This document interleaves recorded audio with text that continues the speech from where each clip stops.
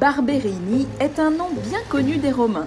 Vous avez la place, la rue elle-même et bien sûr le palais. Le Barberini, c'est une famille qui vient de Florence et qui s'est établie à Rome au XVIe siècle. Mais on peut dire que la chance de la famille commence avec l'élection d'Urbain VIII en 1623. L'élection en tant que pape, bien sûr. Le 6 août 1623, Maffeo Barberini devient le pape Urbain VIII et fait construire un palais à la hauteur de sa fonction. 3 architectes assureront sa construction, Carlo Maderno tout d'abord, puis les célèbres génies ennemis, Gian Lorenzo Bernini, dit Le Bernin, et Francesco Borromini. Les 2 architectes plus importants du XVIIe siècle. C'est bien connu la rivalité qu'on avait entre ces 2 architectes. Bernini, qui était certainement l'architecte qui a eu plus de chance dans sa vie. Il a toujours travaillé et il faisait les œuvres peut-être plus représentatives. Citons par exemple le magistral baldaquin de la basilique Saint-Pierre ou la fontaine des 4 fleuves Piazza Navona. Et Borromini, qui est un architecte formidable, mais qui travaillait d'une façon différente et qui souvent a dû travailler en suivant les ordres de Bernini. Et on retrouve ça aussi ici à Palazzo Barberini. L'exemple le plus parlant de cette rivalité, ce sont ces 2 escaliers, l'un réalisé par Gian Lorenzo Bernini, carré, monumental, utilisé pour recevoir les invités de marque, l'autre signé Borromini, rond, plus discret, plus intellectuel. Et c'était celui qui amenait à la bibliothèque et à l'appartement qui était habité par le cardinal. Donc en regardant ces 2 escaliers, on peut comprendre bien le contraste et la différence entre ces 2 grands artistes. Le palais restera propriété de la famille Barberini jusqu'en 1949, où il fut vendu à l'État italien et devint la Galerie nationale d'art ancien.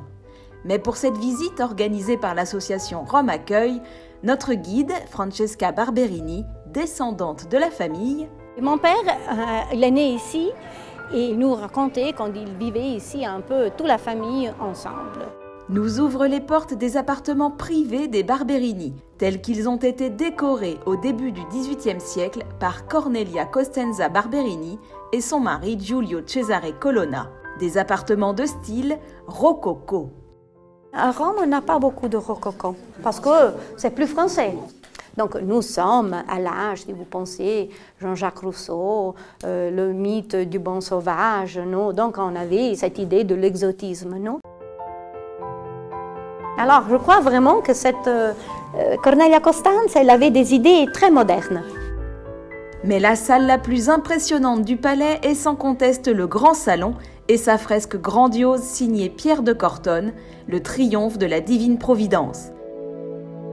On a la glorification de la famille représentée par le grand blason avec les 3 abeilles qui se trouvent au centre de la voûte et qui se trouvent au-dessus aussi de l'image de l'immortalité et de l'image du temps.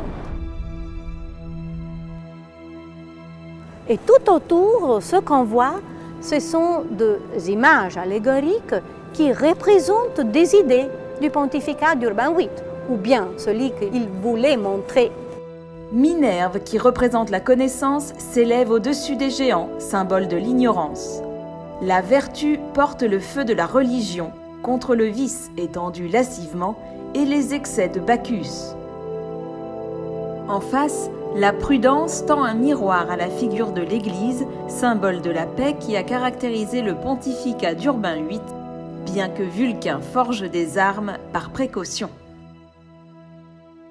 Notons aussi Hercule qui chasse les harpies, divinité de la dévastation, alors qu'à son côté, l'abondance accompagne la charité, nourricière des enfants.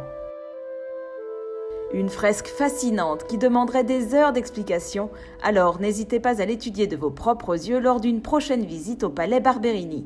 Vous pourrez également admirer parmi les œuvres exposées 2 tableaux immanquables. Tout d'abord, Judith décapitant Holoferne du Caravage. Il était commandé par un banquier de la famille Costa. Donc Judith est une des héroïnes de la Bible.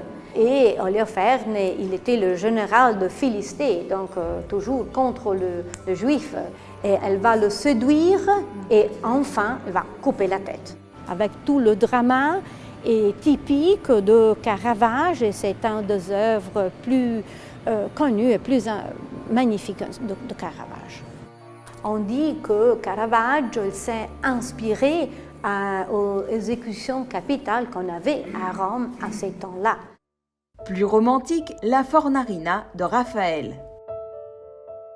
Elle était l'amant de Raphaël, elle était la fille d'un boulanger, donc de ça le nom Fornarina. Et si vous allez à Trastevere, il y a la maison où vivait la Fornarina. Maintenant, c'est un restaurant qui s'appelle la Fornarina parce qu'elle vivait là. Bon, après, Raphaël, il avait beaucoup d'histoires à Mur. Il était un beau garçon et il aimait bien vivre. On dit que Raphaël aurait déclaré son amour à travers cette toile, l'inscription Raphaël Urbinas sur le ruban ne laissant pas de place à l'interprétation et faisant de la Fornarina, dépeinte avec une extraordinaire sensualité, la propriété de son amoureux passionné.